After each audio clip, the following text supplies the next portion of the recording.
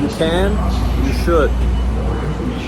The reality is, a lot of times in life, we know we're capable of doing something, but we just don't, because we're too lazy or we don't have the habits. And when we fall into that trap, that void that we leave, ain't no one gonna fill it but you. I promise you. And when you don't fill it, you're missing out.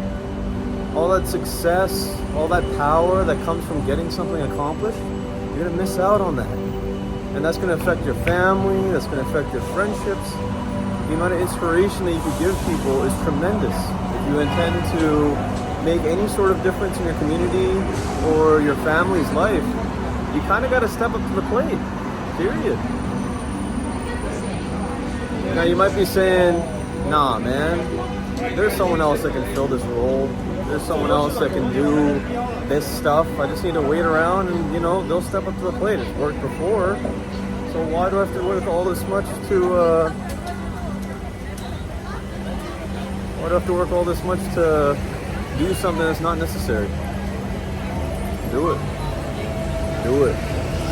The reality is, if you don't, you're letting the world down. You're letting yourself down. Don't do that. Don't do that.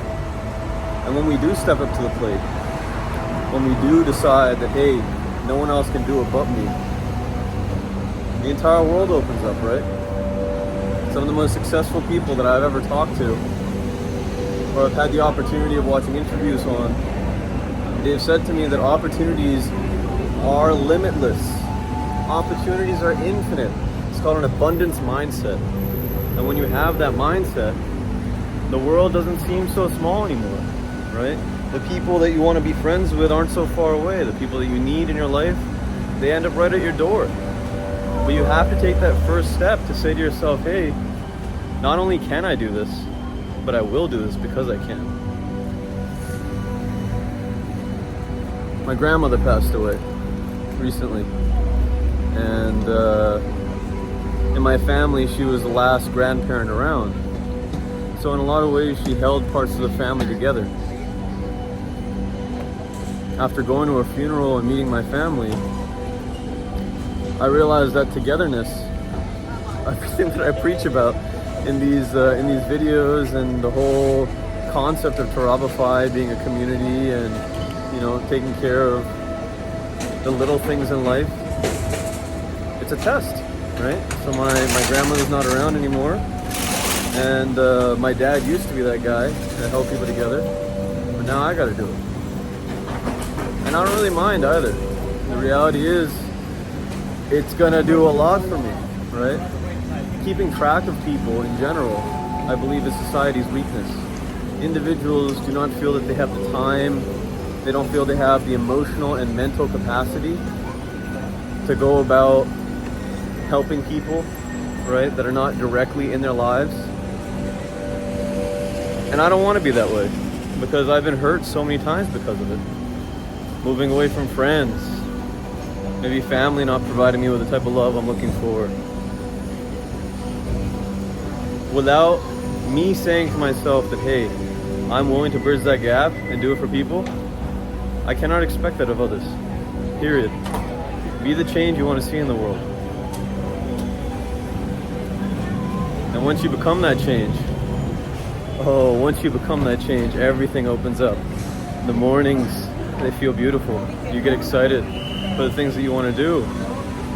The evenings become sacred, right?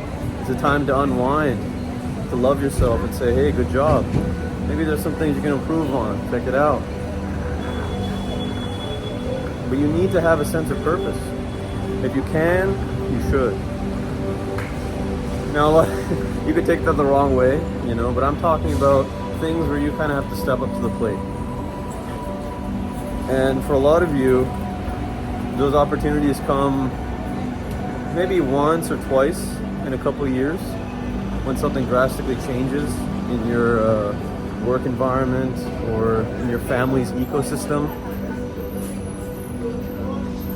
Me being the youngest child, I know that a lot of youngest childs believe, because from birth, you know, they've been kind of coddled and they have to kind of fill the niches that aren't occupied by their siblings or their parents, that they kind of feel like your opinion doesn't matter, that the things that you have accumulated, the knowledge that you've accumulated in your life is not substantial compared to other people's. But at some point, you realize that your parents, all the people that you love, all the people that you respect are human beings. And you having their genetics, you also have their potential. Whether or not you use it comes down to whether or not you're finding that inspiration, if you're looking for that purpose in your life. So me being a youngest child, you know, that wants to change the world and do some slightly bigger things, I don't really have a chip on my shoulder. I don't feel like I need to prove anything. Fuck it. What's the point? Right? The person that I have to live with most is myself. Thus I have to prove more to myself. And when I'm okay with that, when I live and let live, I have experienced getting a lot more respect in my life from people that are significantly older than me, and potentially from people that are younger than me too.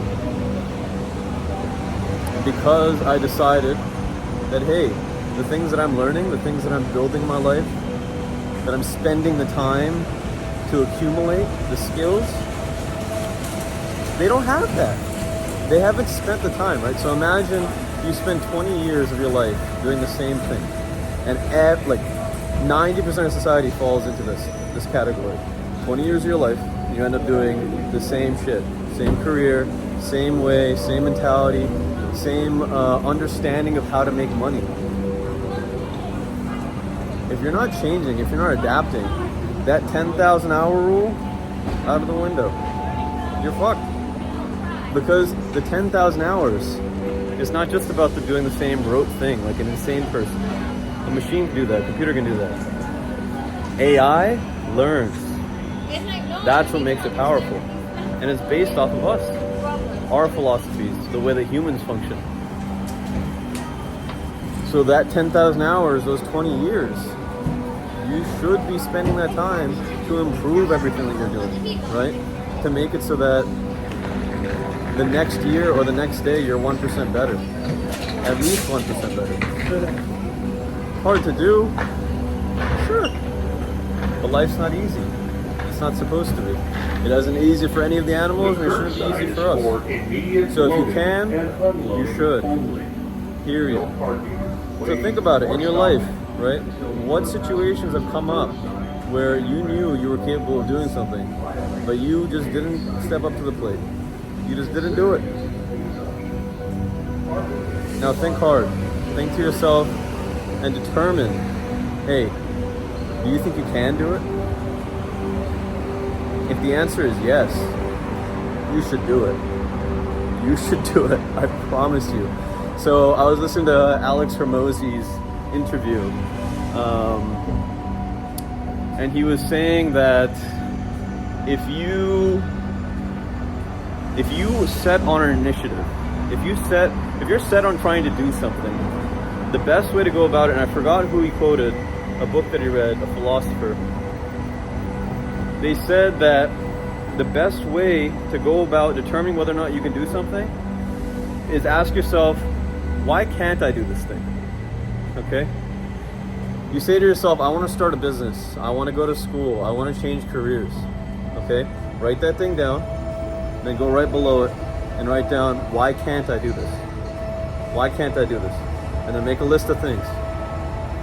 When you get that list going, then you know what you got to go. Then you know what you got to work on, what your goals should be for the next year, for the next month, for the next day. But without that list, right? If you genuinely believe that you can't do it,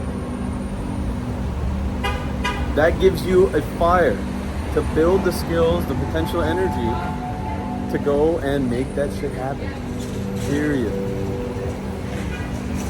So if you can, you should. Make your life beautiful.